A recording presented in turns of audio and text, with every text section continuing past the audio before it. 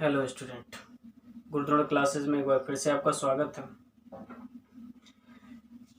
आज हम लोग परिमेय संख्या और अपरिमेय संख्या के बारे में डिस्कशन करेंगे।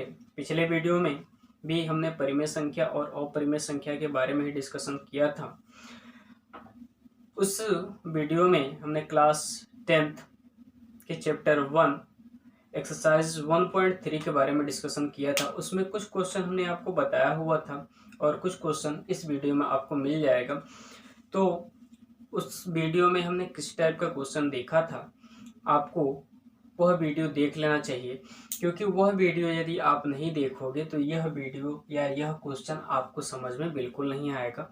तो मेरा कहने का यह मतलब है कि पहले आप उस वीडियो को देखिए, उसके बाद इस वीडियो को देखिए, आपको पूरी तरीके से समझ में आ जाएगा। वैसे तो देखा जाए तो ये जो क्वेश्चन हमने यहाँ लिखा हुआ है वेरी इंपॉर्टेंट है। मतलब हर साल लगभग 2 नंबर या 4 नंबर में इस टाइप का एक क्वेश्चन आपके बोर्ड एग्जामिनेशन वाले पेपर में होता है और अनुमान है कि इस बारी भी 2 या 4 नंबर में यह क्वेश्चन आएगा। तो पिछले वीडियो में हमने जितने भी क्वेश्चन देखा हुआ था उस क्वेश्चन से थोड़ा सा डिफरेंट टाइप का यह क्वेश्चन है, इसलिए इस क्वेश्चन पे हम ज़्यादा फोकस करेंगे। ठीक है, पिछले वीडियो में भी हमने रूटेबल नंबर वाले कई क्वेश्चन देखे थे, उसमें कई टाइप के क्वेश्चन देखा गया था। पहला क्वेश्चन कि सिंगल रूट था, दूसरे क्वेश्चन में रूट के साथ कोई नंबर होता था, तीसरे क्वेश्चन में दोनों रूटेबल नंबर था और इसमें केवल एक नंबर है और वो अकेले रूट में है। इस क्वेश्चन को सॉल्व करने के लिए हमें थोड़ा सा प्रोसेस लंबा लेना पड़ता है, इसीलिए ये क्वेश्चन हर साल 4 नंबर में लगभग पूछा जाता है। इसके अलावा यदि पिछले वीडियो में जो क्वेश्चन बताया गया था उसमें से पहला और दूसरा टाइप का कोई क्वेश्चन आपके पेपर में आता है तो वह 2 नंबर में आएगा, लेकिन जो तीसरा क्वेश्चन हमने बताया था और जो ये क्वेश्चन बताने जा रहे हैं यह यदि आपके बोर्ड पेपर में आएगा तो कम से कम 4 नंबर का आएगा। तो बेटा ध्यान देना, यहाँ पे नंबर चेंज हो सकता है। ठीक है, नंबर चेंज हो सकता है। कहने का तात्पर्य ये है कि हमने √5 लिखा हुआ है तो उस क्वेश्चन में जो आपके पेपर में आएगा √2 आ सकता है, √3 आ सकता है, √7 भी आ सकता है, √8 भी आ सकता है। तो आप इस क्वेश्चन को थोड़ा सा केयरफुली देखेंगे और उसके बाद आप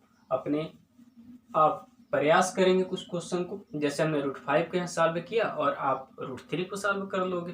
ठीक है बेटा, तो आइए इस क्वेश्चन को हम लोग देखते हैं।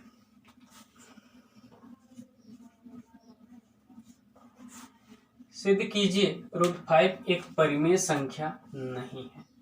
ठीक है, ध्यान देना, √5 एक परिमेय संख्या नहीं है। तो परिमेय संख्या नहीं है इसका क्या मतलब हुआ?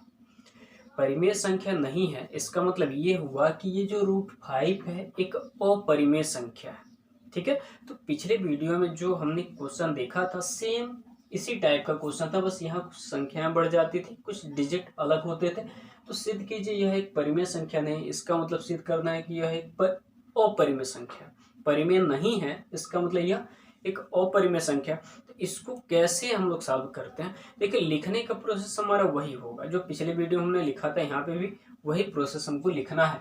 तो लिखना क्या है, माना, ध्यान देना, √5 एक परिमेय संख्या नहीं है तो हम क्या मान लेते हैं, यह एक परिमेय संख्या। इसके अपोजिट मानना पड़ता है हमको, माना √5 एक परिमेय संख्या है।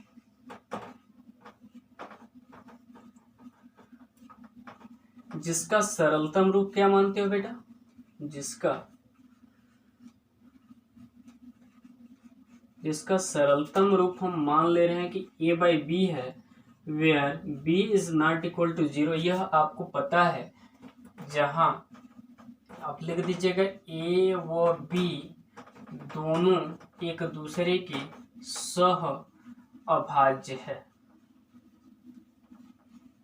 याद रखना, a और b दोनों नंबर्स a एंड b यह एक दूसरे के सह अभाज्य है। सह अभाज्य समझ रहे हो ना? a/b सह अभाज्य का मतलब ये हुआ कि अगर हम कोई परिमेय संख्या लिख रहे हैं, जैसे 25 अगर में हमने यहाँ 20 लिख दिया तो यह सहभाज्य होगा कि सह अभाज्य होगा, कैसे जानेंगे? यदि ये कट जाए तो सहभाज्य होगा, और यदि नहीं कटेगा तो सह अभाज्य होगा।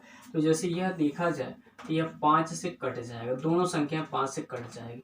कटने के बाद आपको मिलेगा 5/4। अब देखिए यह किसी संख्या से नहीं कटेगा, तो सह अभाज्य का मतलब है कि यह किसी से कटना नहीं चाहिए, दोनों नंबर किसी नंबर से कटना नहीं चाहिए। ठीक है, हमने लिखा, जैसे यहाँ लिख दिया, ये लिख दिया, तो ये देखिए यह कभी नहीं कट पाएंगे, इन दोनों को कोई नंबर काट ही नहीं पाएगा। मतलब ये नहीं कि ये किसी और से कटेगी, सेम नंबर से कट, जैसे ये देखो यह सहभाज्य होगा क्योंकि यह आपस में इनको काटने वाली कोई संख्या है 5 और इनको काटने वाले केवल 1 है। ठीक है, एक ही ऐसी संख्या है जो दोनों को काट सकती है।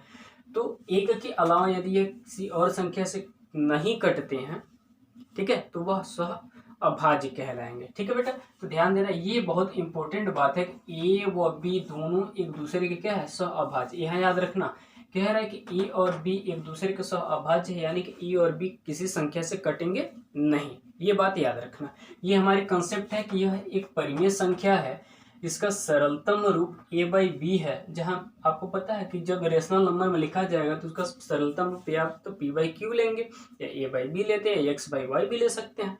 तो a/b में जहां आपको पता है कि b is not equal to 0 होता है, ये आप जानते हो। तो कह रहे हैं a और b दोनों सहभाज्य है। याद रखना कि a और b ऐसे हैं कि वह किसी संख्या से कट नहीं रहे। ठीक है, ये हमारे कंसेप्ट है। अब जब सहअभाज्य है तब लिखेंगे इसको इस प्रकार लिखा जा सकता है।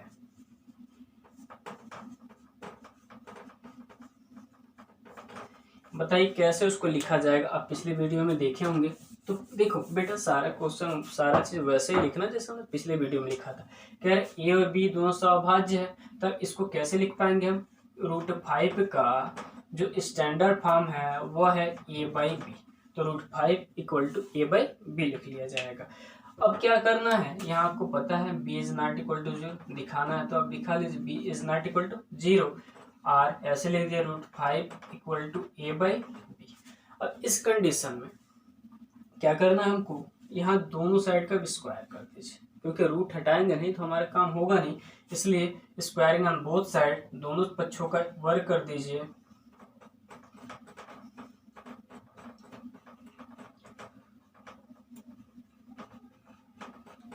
आइए दोनों पक्षों का वर्ग करते हैं, देखते हैं हमको क्या मिलता है। 5 का स्क्वायर = a/b का स्क्वायर, तो √5 का स्क्वायर क्या हो जाएगा 5, और ये हुआ a²/b²। यहाँ आप क्रॉस मल्टीप्लाई कर दीजिए तो 5b² = a², इसको एक इक्वेशन बना लीजिए। ठीक है, या इस चीज को हम अगर में 5 को इसके नीचे भेज देते हैं तो इसको आप ऐसे लिख सकते हो b² = ध्यान देना b² = a²/5 मिल जाएगा। समझ रहे? अब यहाँ एक बात आपको समझना है, ये बात आपको समझना है। अब एक बात बताओ बेटा, थोड़ा सा ध्यान देना, यहाँ हमने लिखा 20/4, तो आप इसके इक्वल क्या लिख पाओगे? जब 4 से डिवाइड करोगे 20 में तो आपको 5 मिल जाएगा, यानी कि यह डिवाइड हो रहा है तभी इसके इक्वल कुछ मिल रहा है। तो a² यदि 5 से डिवाइड होगा तभी तो b² मिल रहा होगा। इसका मतलब क्या होगा, देखना, जिसके नीचे आया लिखेंगे, यहाँ ध्यान देना क्या लिखना है, यहाँ a² 5 से विभाज्य, याद रखना a² 5 से विभाज्य, ये लिखना है आपको। तब ध्यान दीजिएगा, किसी संख्या का वर्ग यदि किसी संख्या से विभाज्य है तो वह संख्या भी उस संख्या से विभाज्य होती है। जैसे मान लिया जाए कि हम यहाँ लिख दिए 36 लिख दिया, यह अगर हम पूछते हैं क्या 3 से डिवाइड होगा, यानी कि 36 का मतलब क्या होगा 6 का स्क्वायर। ठीक है, यानी कि 6 का स्क्वायर 36 3 से विभाज्य है, तो ये 6 भी मतलब ये जिसका स्क्वायर, ठीक है, वो भी 3 से विभाज्य होगा। कहने का मतलब ये है कि a² यदि 5 से विभाज्य है, ठीक है, ऐसे समझिए, यदि 6 का स्क्वायर 3 से विभाज्य होगा तो 6 भी 3 से विभाज्य होगा, आपको पता है। तो उसी प्रकार यदि a² 5 से विभाज्य है तब आप लिखेंगे a भी 5 से विभाज्य है। यह तो रूल है, एक इक्वेशन इसको ही बना के छोड़ लीजिए। अब बेटा ध्यान देना आगे, अगला प्रोसेस हमारा होगा कैसे, देखो इसमें बस प्रोसेस समझ जाओ, तुमको 4 नंबर मिलना ही मिलना, ये फाइनल है। बस लिखना तो आपको यही चीज सारे क्वेश्चन में।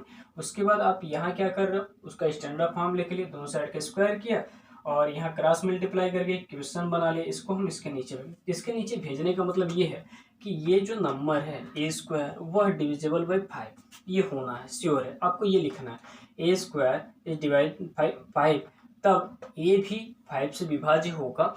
अब ये बताओ, अगर ए 5 से विभाज्य है तो ए का मतलब क्या हुआ, कोई भी डिजिट हो सकता है, 25 हो सकता है, 30 भी हो सकता है, 45 भी हो सकता है, 90 भी हो सकता है, 125 भी हो सकता है, 1025 भी हो सकता है। तो अब क्या करेंगे, ए क्या हो सकता है, 5 से विभाज्य है, तो इसका मतलब क्या, ए 5 के गुणज में ही होगा। जैसे हम कह रहे हैं कि ए 5 से विभाज्य है, तो ए का मतलब क्या होगा, या तो 5 होगा या 10 होगा, ठीक है, या 20 भी हो सकता है या 125 भी हो सकता है, मतलब 5 के गुणज में ही होना चाहिए। इसलिए क्या करेंगे, यहाँ हम एक चीज मान लेंगे, माना ए जो होगा वह 5c होगा। 5c का मतलब क्या कि ए जो है 5 के गुणज में होगा, c का मतलब कोई नंबर, जैसे आप 125 लिख रहे हो या 20 लिख रहे हो तो 4 गुणे 5 लिखोगे, यहाँ पे आप 2 गुणे 5 लिखो, तो ये जो 2 आ रहा है, जो 4 आ रहा है, उसी को हम c मान ले रहे हैं, ठीक है। तो a इक्वल टू 5c आप लिख सकते हो जहां, ठीक है, c एक पूर्णांक है, c क्या एक पूर्णांक है, याद रखना, हम c को क्या मान ले, एक पूर्णांक, मतलब a क्या होगा 5 के गुणज में, जैसे 1 मानोगे तो 5 करने 5, 2 मानोगे तो 5 गुना 10, 3 मानोगे तो 5 3 15, c का मतलब कोई नंबर जो 1 2 3 4 5 6 ऐसे कुछ भी ऐसे। अब इस चीज को जो आप मान रहे हो a इक्वल टू 5 से, ध्यान देना जो रहेगा यहाँ, मतलब 7 है तो 7c, ठीक है, 2 है तो 2c, 3 है तो 3c आपको मान लेना। और मानने के बाद जो इक्वेशन 1 आप माने रहोगे, इस a की वैल्यू को ले चल के वहीं पे पुट कर दीजिएगा। तो a की वैल्यू देखिए यहाँ पे है, इस इक्वेशन 1 में हम क्या करेंगे, इस a की वैल्यू पुट कर देंगे। अब लिखेंगे इक्वेशन 1 से, आइए 5, या आप यहाँ भी रख सकते हो, कोई दिक्कत नहीं, आप इसको भी इक्वेशन बना सकते हो, कोई दिक्कत नहीं, आप यहाँ ला के डायरेक्ट ही रख सकते हो, या यहाँ रखोगे तो और बेटर पड़ेगा, आपको थोड़ा सा आसान पड़ जाएगा। 5b square equal to a square मतलब 5c का स्क्वायर, ठीक है, क्योंकि ए देखो यहाँ ए 5c हमने मान लिया है, तो यहाँ ए स्क्वायर, इसका स्क्वायर हो जाएगा। अब यहाँ से आप क्या करते हो, 5b स्क्वायर और इक्वल टू 25c स्क्वायर। अब इस 25 को इसके नीचे ले लीजिए, 5b square by 25 equal to c square, ठीक है। अब यहां से आपको करना ये है कि हमको पता है ये 25 को डिवाइड कर देगा, तो कर दीजिए, करने के बाद देखिए आपको मिलता क्या है, उसको लिख लीजिए। अब देखिए 5 1 जा 5 और 5 5 जा 25, यानी कि मिला हमको b square by 5 equal to C, or इसको लिखा जा सकता है C square equal to B square by 5। ये बताओ, यहाँ हम देख रहे थे कि ए स्क्वायर बाई 5 है, इसका मतलब ये हुआ था ए 5 से डिवाइड है, डिविजिबल है। उसी प्रकार यहाँ बी स्क्वायर बाई 5 है, तो बी स्क्वायर भी 5 से डिविजिबल होगा, बात समझ में आ रही ना। तो यहाँ भी लिखेंगे, अतः स्पष्ट है यहाँ बी स्क्वायर 5 से विभाज्य, ठीक है। तब हमको पता है यदि ए स्क्वायर 5 से विभाज्य, ए भी 5 से विभाज्य होगा, उसी प्रकार यदि बी स्क्वायर 5 से विभाज्य है तो बी भी 5 से क्या होगा, बी भी 5 से विभाज्य,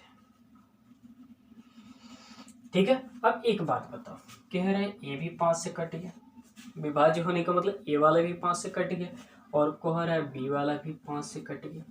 अब ये इक्वेशन 2 बना लीजिए, 3 बना लीजिए इसको, जैसे आपने इक्वेशन यहाँ 2 बनाया हुआ है वैसे इक्वेशन 3 बनाया। तो इक्वेशन 1 में देखा गया तो हमको मिल रहा है कि इक्वेशन 1 देखा गया तो a 5 से डिवाइड हो रहा है और b भी 5 से डिवाइड हो जाए, इसका मतलब ये हुआ कि a बाई बी ये भी 5 से डिवाइड है और ये भी 5 से डिवाइड है। कहने का तात्पर्य ये है कि यदि हम a और b लिख रहे हैं तो a वाला भी 5 से कट जाएगा और b वाला भी 5 से कट जाएगा। जैसे हम 20/25 ले लें तो देखें तो ये भी 5 से डिवाइड है और ये भी 5 से डिवाइड है, तो ये बताइए सहभाज्य होगा कि सहअभाज्य हो जाएगा? ये तो सहभाज्य हो जाएगा। क्यों? क्योंकि ऊपर वाला भी 5 से कट रहा, नीचे वाला भी कट रहा, यानी कि कट रहा है, तो जब कटेगा तो सहभाज्य होगा और नहीं कटेगा तब न सहअभाज्य होता। तो हम तो माने थे कि ए और बी दोनों क्या है, सहअभाज्य है, लेकिन यहाँ हमको मिल गया कि ए और बी दोनों सहभाज्य हो गया।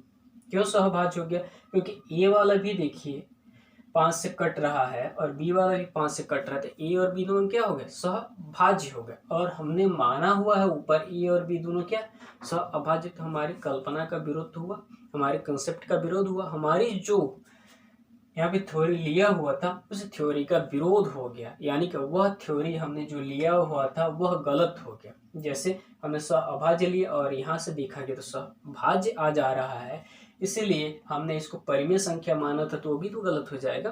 तो ये क्या हो जाएगा, अपरिमेय संख्या। लिखेंगे यहाँ समीकरण 1 व 2 से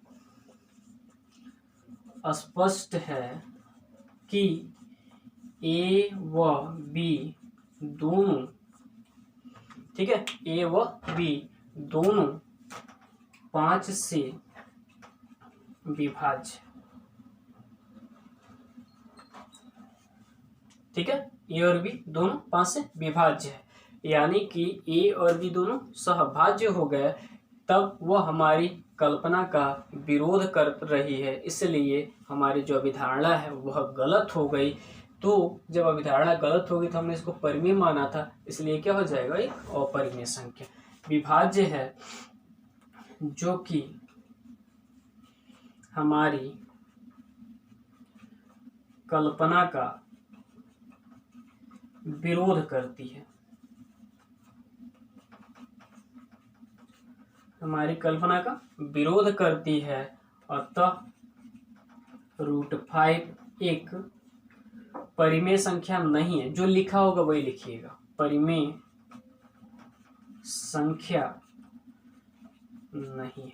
देखो बेटा, बहुत ज़्यादा आपको टेंशन लेने की आवश्यकता नहीं, आप क्वेश्चन पढ़े, लिखना है आपको ज़्यादा से ज़्यादा, उसके बाद आपको सिंपल एक स्टेप है, दिखा दीजिए कि a² 5 से जो भी नंबर होगा 3 होगा तो 3 आएगा, यहाँ 5 होगा तो 5 आएगा, 7 होगा तो 7 आएगा, वो डिविजिबल है। फिर बी वाला भी वैसे ही डिविजिबल हो जाएगा। तो बस आपको ये स्टेप याद रखना, ये स्टेप आपको लिखना। सॉरी, समीकरण 2 और 3 हो गया, समीकरण 2 और 3 होगा। समीकरण 2 व 3 से स्पष्ट है, समीकरण 2 देखिए, समीकरण 2 और 3 देखा जाए तो समीकरण 2 और 3 से स्पष्ट है कि ए भी 5 से विभाज्य और बी वाला भी 5 से विभाज्य है, तो हमारी कल्पना का अंतर्विरोध हो गया, अतः यह परिमेय संख्या नहीं होगा। ठीक है बेटा, इस क्वेश्चन में यदि आपको कोई डाउट लगता है तो आप हमारे कमेंट बॉक्स में जरूर लिख दीजिए, हम प्रयास करेंगे अगले वीडियो में उस चीज़ को आपको दोबारा बताने का। तो बेटा ये क्वेश्चन बहुत इंपॉर्टेंट है, हम एक और संख्या आपको थोड़ा सा बताने का प्रयास करेंगे इस टाइप का। ठीक है, इस क्वेश्चन को पहले नोट कर लें, उसके बाद हम आपको अगला क्वेश्चन बता रहे हैं। अगला क्वेश्चन होगा हमारा, सिद्ध कीजिए 1/√2 एक परिमेय संख्या नहीं। वही बात फिर से, यहाँ देखो थोड़ा सा चेंज हो गया है, अभी यहाँ पे बट्टे में आ गया रूटेबल नंबर, तो देखो कोई दिक्कत नहीं है, बट्टे में आता है, आगे आता है, जैसे पिछले क्वेश्चन में आपने √5 को देखा हुआ था, तो हम इसको a/b मान ले रहे थे। उसी पर अगर मैं मान लीजिए, इस टाइप का क्वेश्चन यहाँ देख लीजिए, अगर मैं 5 आगे आ गया या 2 आगे आ गया, इसको सर कैसे सॉल्व करना, आप इस 2 को पहले ही नीचे ले लीजिए या ऐसे लिख दीजिए r√5 = a/2b, दो नीचे आ जाए। अब दोनों साइड के स्क्वायर करके आप यहाँ पे निकाल सकते हो। सेम इसके आगे सेम वही प्रोसेस होगा, या आप पहले यही दोनों साइड का स्क्वायर कर लो तब भी हो जाएगा कि वो किससे डिविजिबल है, इस टाइप से आप निकाल सकते हैं। यहाँ भी इस क्वेश्चन में अगर कोई ऐसे क्वेश्चन आ जाता है, ध्यान दीजिए 1/2√2 आ जाता है, तो इसको कैसे सॉल्व करना, आपको मानना वही प्रोसेस है कि a/b ही मानना है। आप इस बस 2 को इस साइड पहले ट्रांसपोर्ट कर दीजिए, तो 1/√2 = 2a/b। ठीक है, रूटेबल नंबर को आप इस साइड लेना है, बाकी नंबर को उस साइड भेज देना, उसके बाद सेम प्रोसेस जो हम यहाँ करने जा रहे हैं वही प्रोसेस आपको करना है। तो देखिए बेटा, मानना तो सेम है, आप जैसे माने थे पिछले क्वेश्चन में वैसे मान लीजिएगा। हम क्वेश्चन को डायरेक्टली सॉल्व कर रहे हैं, तो यहाँ 1/√2 होगा, उसको आपको मानना है a/b, वो तो मानेंगे ना, माना है a यह एक परिमेय संख्या नहीं है लिखा हुआ, तो मानेंगे आप माना 1/√2 एक परिमेय संख्या है जिसका सरलतम रूप a/b होगा, जहाँ b is not equal to 0 और a और b दोनों एक दूसरे के सह अभाज्य। याद रखना सह अभाज्य, आप लाइन जरूर जोड़ देना, उसमें नहीं जोड़ोगे तो कंसेप्ट गलत हो जाएगा। आप यहाँ दिखा सकते हो b is not equal to 0। इस कंडीशन में 1/√2 इक्वल टू a/b आपको मिला। फिर से आप दोनों साइड का यहाँ भी स्क्वायर कर दो, ठीक है, दोनों साइड का स्क्वायर कर दीजिए। स्क्वायरिंग ऑन बोथ साइड यानी कि लिखना है दोनों पक्षों का वर्ग करने पर। आइए दोनों साइड का जब स्क्वायर करते हैं तो 1/√2 का स्क्वायर और a/b स्क्वायर मिला आपको 1/√2 का स्क्वायर 2 एंड यहाँ a square by b square. Cross multiply कर दीजिए तो b square equal to 2a square एक इक्वेशन बना लीजिए इसको, ठीक है। अब इस 2 को थोड़ा सा इसके नीचे भेज लीजिए। तो अब याद रखना यहाँ थोड़ा सा प्रोसेस उल्टा हो जाएगा, ए उसमें पहले विभाज्य आता है तो बी बाद में, इसमें उल्टा हो जाएगा क्योंकि ये उल्टा दिया होगा ना। आप 2 को इसके नीचे भेज दीजिए, तो 2 को जब नीचे भेजेंगे तो b square by 2 equal to a square or a square equal to b square by 2, ठीक है। अब यहाँ से आपको क्या मिल रहा है, यहाँ से हमें क्या मिला b square by 2, it's mean b square is divisible by 2। तो यहाँ लिखेंगे यहाँ b स्क्वायर 2 से विभाज्य। अब आपको पिछले क्वेश्चन में b स्क्वायर 2 से विभाज्य है, तो इसका मतलब ये हुआ कि b भी 2 से विभाज्य। ये बात तो आपको पिछले वीडियो में समझा दिया गया था कि यदि किसी संख्या का वर्ग किसी उस संख्या से विभाज्य है तो वो संख्या भी उससे विभाज्य होगी, आपको बता दिया गया है। अब आपको यहाँ जैसे उस क्वेश्चन में आपने a = 5c माना था, तो यहाँ पहले b आया है, तो यहाँ लिखेंगे पुनः माना b = 2c। इस बार b को मानिए क्योंकि b पहले आ चुका है, तो जहां आप लिख सकते हैं कि c क्या है, c एक पूर्णांक है। इतना बात आपको पता है। अब इस b की जो वैल्यू होगी वो इक्वेशन 1 जहां आप बनाए होंगे ले चल के वहीं पे पुट कर दीजिएगा। तो b की वैल्यू हम इक्वेशन 1 में पुट कर रहे हैं, putting b = 2c in equation 1, it's mean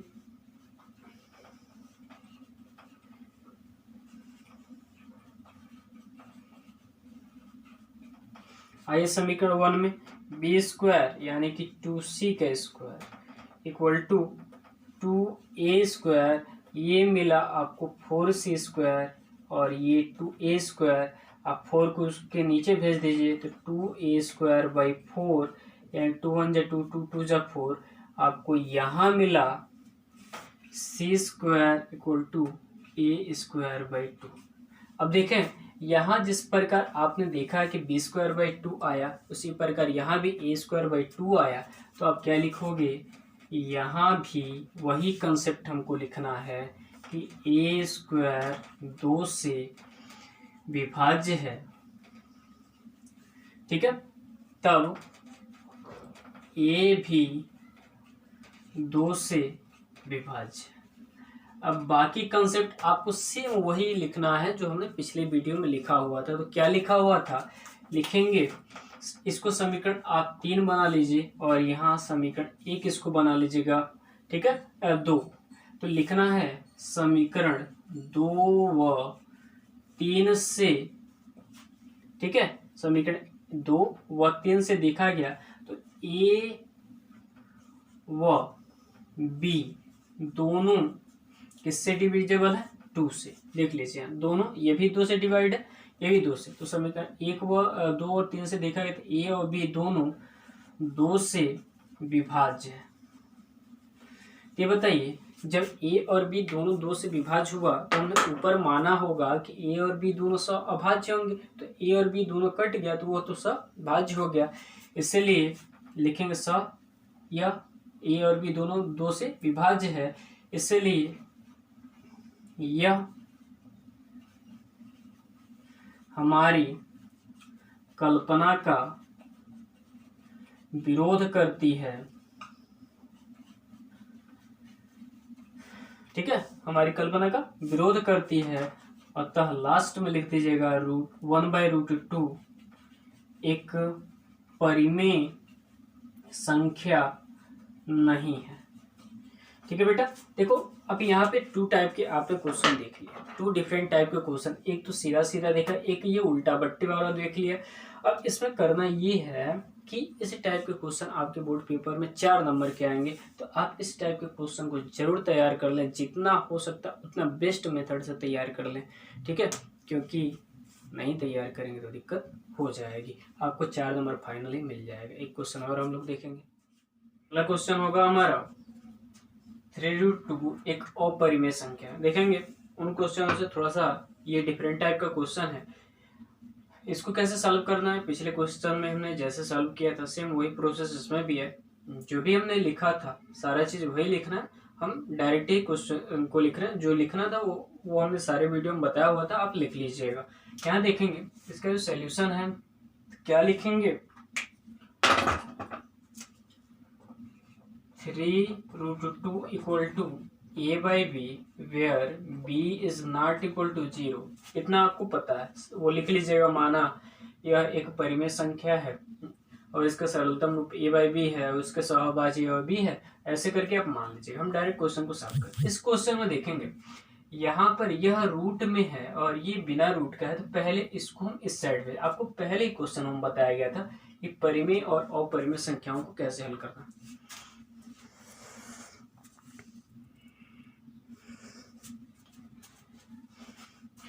अब इसमें क्या करना है, अब 3 को आप इसके साथ दे दीजिए, तो √2 इक्वल टू a/3b।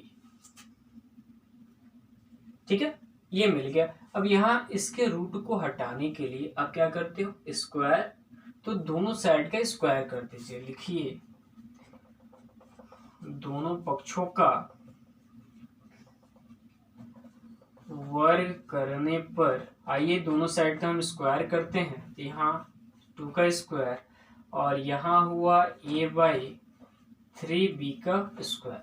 अब आपको पता है, सॉरी √2 का स्क्वायर 2 और a²/9b²। ठीक है, 3 का स्क्वायर 9 होता है और ये b²। अब इनका क्रॉस मल्टीप्लाई कर ले तो 18b² इक्वल टू a²। यह एक इक्वेशन बना लीजिएगा, लेकिन इक्वेशन बनाए का नहीं छोड़ेंगे नहीं, इसके बाद एक प्रोसेस और करना है, इस 18 को इसके नीचे भेज दीजिए। तो b² इक्वल टू a²/18। ठीक है, अब ये बताइए इसका मतलब क्या हुआ। पिछले वीडियो में हमने सारे पिछले क्वेश्चनों में हमने यही सीखा था कि जिसके नीचे जो है वो डिवाइडेड होगा, तो a² 18 से विभाज्य होगा। लिखेंगे यहाँ a² 18 से विभाज्य। समझ रहे हो ना, पिछले क्वेश्चन में सारा यही चीज आया था, बस यहाँ थोड़ा सा ये बढ़ गया है। a² 18 से विभाज्य है, तब आप लिखेंगे a भी 18 से विभाज्य।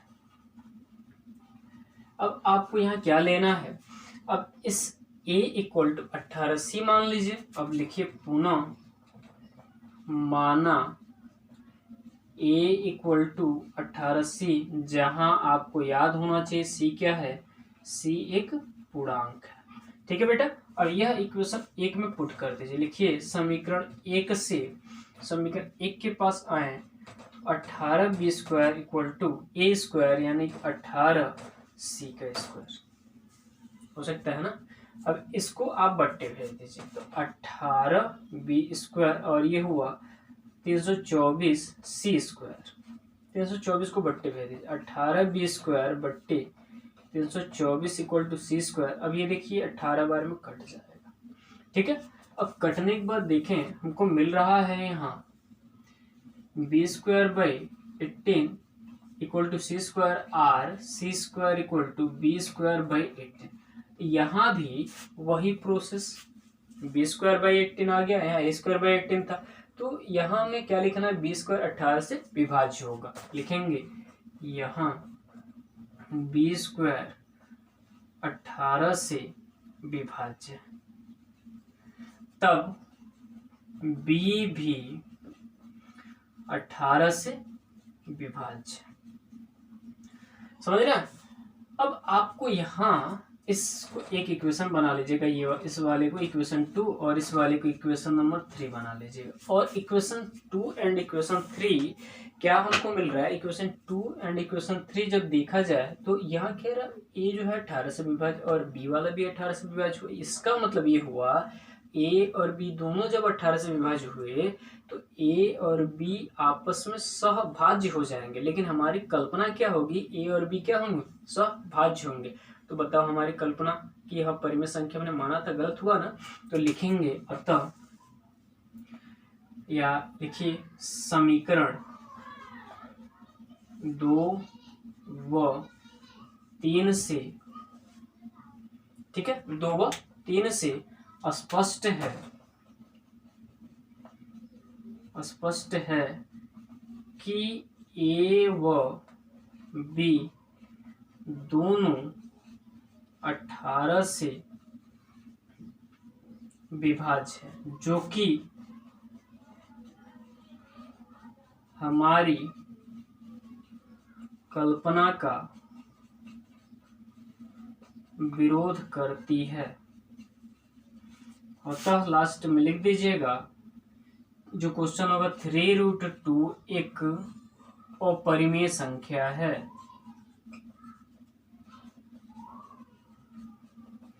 बेटा देखो क्वेश्चन काफी इजी था, पिछले जो भी